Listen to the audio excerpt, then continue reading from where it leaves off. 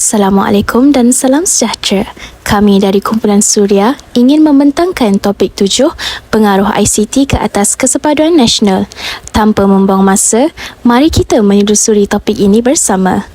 Topik ini juga mempunyai beberapa isi kandungan iaitu seperti pengenalan, evolusi dan pengglobalan teknologi, hubungan manusia dan ICT, ICT tapak kesepaduan masyarakat, etika dan peradaban dalam penggunaan ICT, isu semasa dan kesimpulan. Berikut adalah pengenalan bagi topik 7, pengaruh ICT ke atas kesepaduan nasional. Kesepaduan nasional merujuk kepada keadaan sesuatu masyarakat di mana ia adalah aman, stabil dan makmur yang dicapai tetapi masih mengakui terdapatnya perbezaan dalam bentuk defisit sosial yang wujud dalam masyarakat. Dalam konteks ini, kesepaduan nasional digunakan secara skala besar iaitu dalam konteks nasional dan tidak semestinya sesuatu masyarakat yang tertentu sahaja. Teknologi maklumat dan komunikasi telah dikenali oleh kalangan setiap lapisan masyarakat dan generasi di Malaysia melalui media sosial, aplikasi dan laman sesawang. Melalui medium begini, maklumat dapat disebarkan dengan pantas dan meluas. Pada zaman sekarang, hal seperti yang dinyatakan boleh diambil sebagai sesuatu yang menguntungkan ataupun merugikan.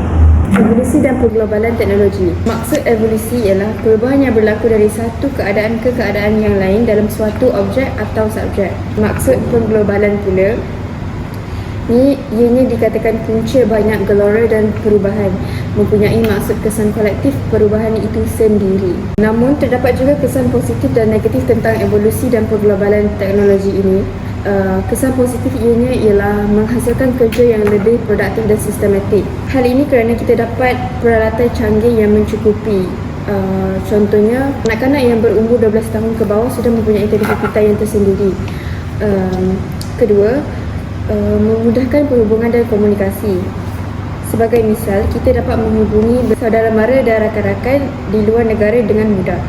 Kesan negatif pula, ianya berlaku pembaziran waktu. Akhirnya akan adanya jenayah cyber seperti pencurian data. Seterusnya adalah hubungan antara manusia dan ICT.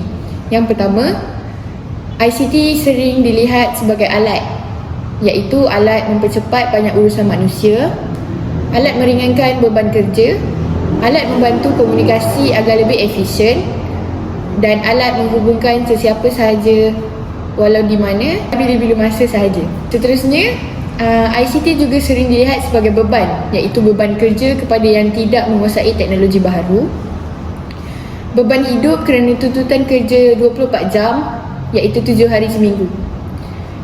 Yang ketiga, beban seharian kerana dikejar pemerintah, seperti contoh hutang kad kredit, hutang kereta, hutang rumah dan lain-lain. Yang terakhir, ICT juga dilihat sebagai beban hidup baharu, buli cyber, hate speech dan masa scam. Kini, ICT adalah sebahagian daripada cara kita menguruskan kewangan dan urusan jual beli. ICT juga muncul dalam pelbagai bentuk aplikasi termasuk media sosial dan menjadi model perniagaan baharu. Seperti yang saya katakan tadi, ICT adalah sebahagian daripada cara kita menguruskan kewangan dan urusan jual beli. Seperti contoh aplikasi yang digunakan pada zaman kini ialah Shopee, Lazada, TikTok dan pelbagai lagi aplikasi lain.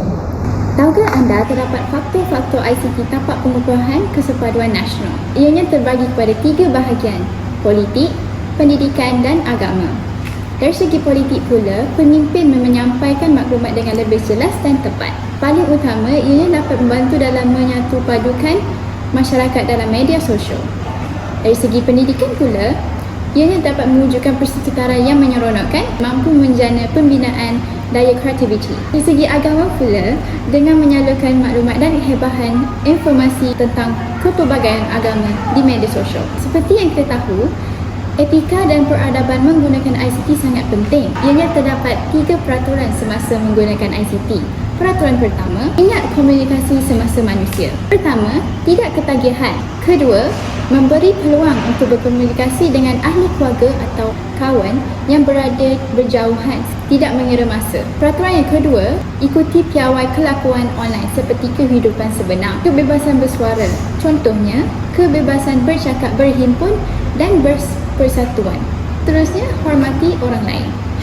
Contohnya, tidak melakukan sebarang cyberbullying. Peraturan yang ketiga, ketahui di mana anda berada di dunia cyber. Hal ini menghindari penyalahan gunaan maklumat. Kedua, menghargai harta indah. Ketiga, menghindari diri dari melayari laman web yang berunsur negatif. Isu semasa yang dapat kita lihat pada zaman kini adalah seperti jenayah cyber. Jenayah cyber yang dimaksudkan ialah penipuan secara atas talian, berlaku transaksi palsu dan buli cyber. Kericikan penjenayah cyber ini ada kalanya mampu memedam sistem pertahanan negara dan juga rahsia-rahsia kerajaan yang mendedahkan identiti sebuah negara kepada ancaman anasir luar. Yang kedua, wujud budaya plagiarism ataupun lebih dikenali sebagai plagiat. Plagiarism bermaksud perbuatan yang tidak sihat dalam dunia akademik. Hal ini bukan sahaja menjejaskan amalan kesantunan, tetapi ia juga mengakibatkan individu yang terlibat tidak melakukan tugasan dengan hasilnya sendiri. Yang ketiga, melayari laman sesawang yang tidak bermoral. Melalui laman sesawang tidak bermoral ini, generasi muda khususnya lebih terdedah melayari laman sesawang yang tidak memberi manfaat kepada mereka, sebagai contoh pornografi. Hal ini akan menjadikan kes jenayah seperti rogol, zina dan sebagainya semakin meningkat. Ini juga dapat memberi kesan dan tabiat yang buruk kepada generasi pada masa kini dan juga generasi yang akan datang. Apa yang dapat kami rumuskan daripada tajuk ini ialah ICT merupakan realiti kehidupan masa kini dan mampu digerakkan untuk menjadi ejen kebaikan terbaik. ICT juga seringkali disalahguna untuk kepentingan peribadi, organisasi dan politik di seluruh dunia. Selain itu, ICT perlu dipelajari, dikuasai dan dimanfaatkan untuk kebaikan manusia. Akhir sekali, ICT juga perlu diurus dengan penuh beretika dan meneraju peradaban manusia masa hadapan khususnya di Malaysia. Itu sahaja daripada kami. Sekian, terima kasih.